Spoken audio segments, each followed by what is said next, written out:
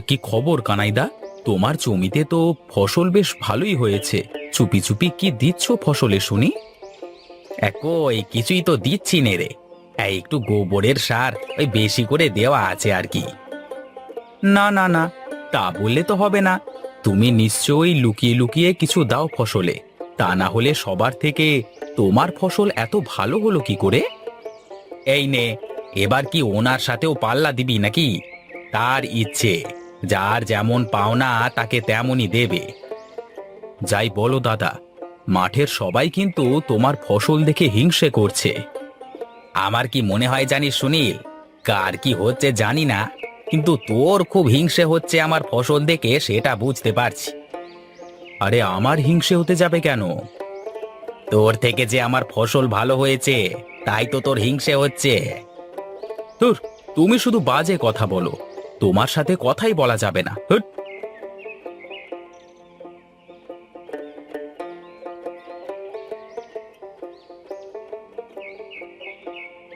কি খুড়ো, এখানে একা একা বসে কি করো?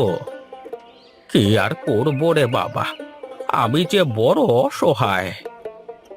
কেন খুড়ো, তোমার ছেলে কি তোমাকে দেখে না? ছেলে তো মস্ত বড় অফিসার, তার আমার কথা ভাববার সময় কোথায়? শহুরে বউ বিয়ে করে তারা শহরেই থাকে। হায় রে কপাল, যে ছেলেকে এত কষ্ট করে লেখাপড়া শেখালে, সেই ছেলে কিনা এখন। থাক বাবা, ওকে কিছুই বলিস না। ও যেখানে থাকুক ভালো থাকুক। আজ বুঝি খুড়ো, বাবাকে হারানোর মানে। তখন আমি খুব ছোট ছিলাম, যখন আমার বাবা মারা যায়। এখন আফসোস হয় গো। ওরে পাগল, পৃথিবীতে বাবা মায়ের থেকে কি কেউ বেশি আপন হয় রে? তা তুই কোথা থেকে আসলি? এই তো বাড়ির দিকে যাচ্ছি, মাঠ থেকে আসলাম। বেশ বেশ, তাহলে যা, বাড়িতে গিয়ে বিশ্রাম করগে। আর তুমি, তুমি কি করবে এখানে বসে শুনি? বসে একটু বাতাস খাই, তারপর না হয় বাড়ির দিকে যাওয়া যাবে।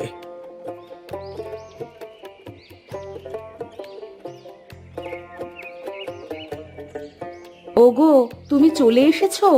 যাও, হাত মুখ ধুয়ে ঘরে যাও। আমি তোমার জন্য খাবার বেড়ে দিচ্ছি।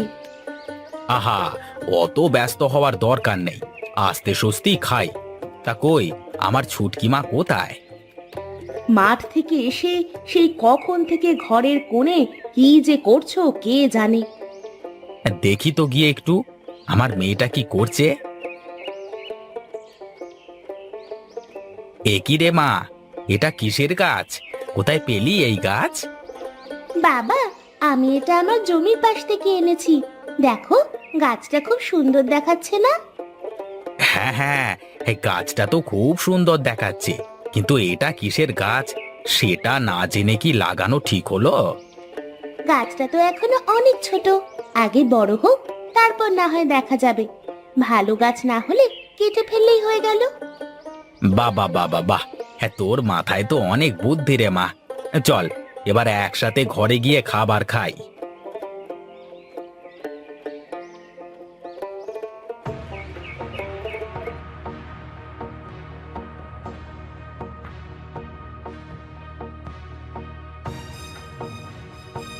আমিও যা শুনলাম, তুমিও কি তাই শুনতে পেয়েছো গিন্নি? হ্যাঁ গো, আমারও তো মনে হলো কেউ মনে হয় আমাদের ঘরের কোণে বোম মারলো। একবার দেখতে হয় তো বিষয়টা, বাইরে গিয়ে। না না, তোমার এত রাতে বাইরে যাওয়ার কোনো দরকার নেই। যা হয়েছে সকালে গিয়ে দেখা যাবে। আরে ধুর, তুমি খামোকা ভয় পাচ্ছ। হ্যাঁ যাই না বাইরে, দেখি কি হলো। ওহ, তুমি না বড্ড বেশি বোঝো। বেশি কথা না বলে চুপচাপ শুয়ে পড়ো তো।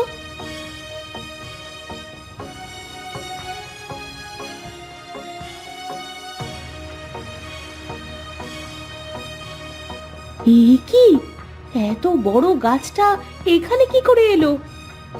এই গাছটা তো ছুটকি মা কালকেই লাগালো আমার সামনে। একদিনে এত বড় হয়ে গেল কি করে, আমার তো বিশ্বাসই হচ্ছে না। ওগো, আমি বলি কি, গাছটা কেটে ফেলাই ভালো। না গিন্নি না, গাছটা দেখে তো মনে হচ্ছে এটা একটা চালতা গাছ। কি, চালতা গাছ? ওগো, চালতা গাছে না অনেক ভূত থাকে। ওরে বাবা, আমার তো ভূতে ভয় করে। দূর ছাড়ো তো, কিছুই হবে না, দেখি কি হয় শেষমেশ।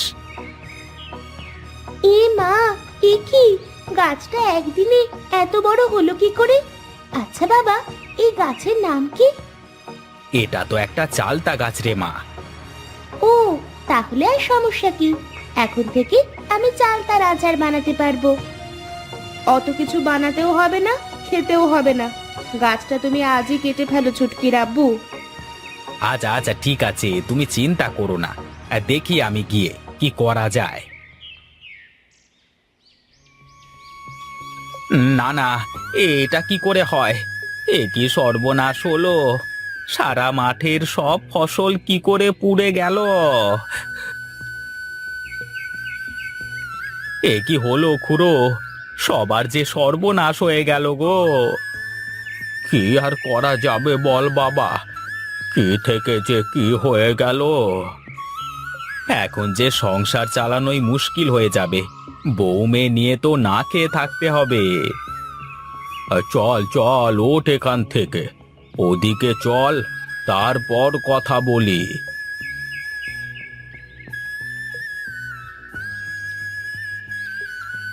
দাদা, এ কি করে হলো?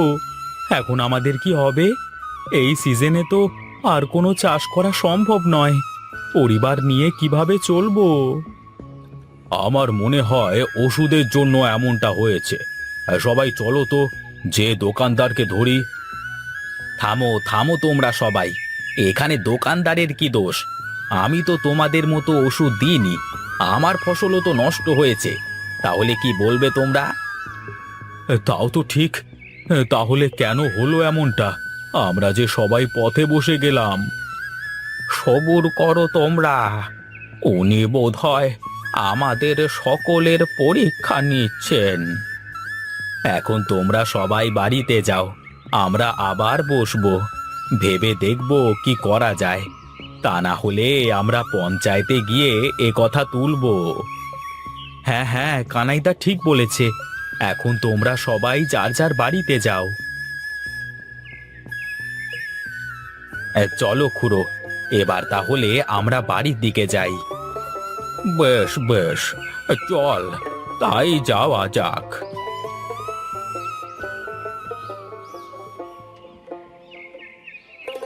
বউ, ও বউ, বলি কোথায় তুমি?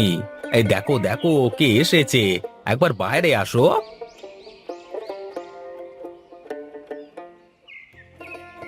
আরে বাহ, গাছে তো বেশ চালতা ধরেছে, কেমন পাকা পাকা হয়ে আছে, এ আচার বানালে যা হবে না।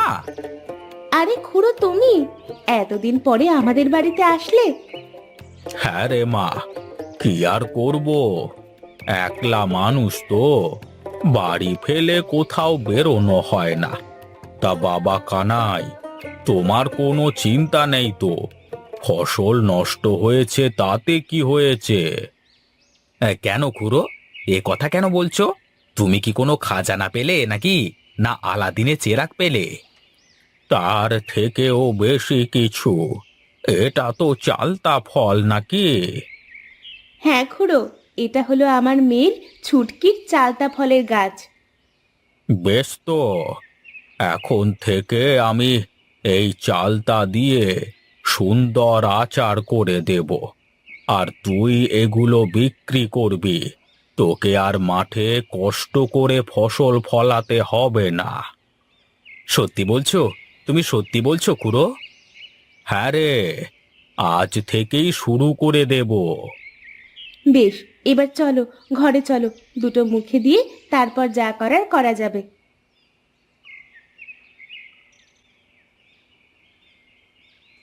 কি রে মা, হাঁড়ির ভেতরে ওগুলো কি সেদ্ধ হলো?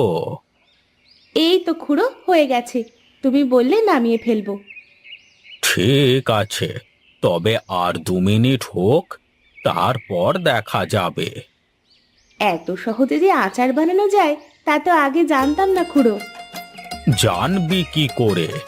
আমি তো তোকে শেখাইনি এর আগে, তবে এখন থেকে তো পারবি রে মা। হ্যাঁ খুড়ো, এখন থেকে পারবো। আমিও এখন থেকে বানাতে পারবো দাদু ভাই।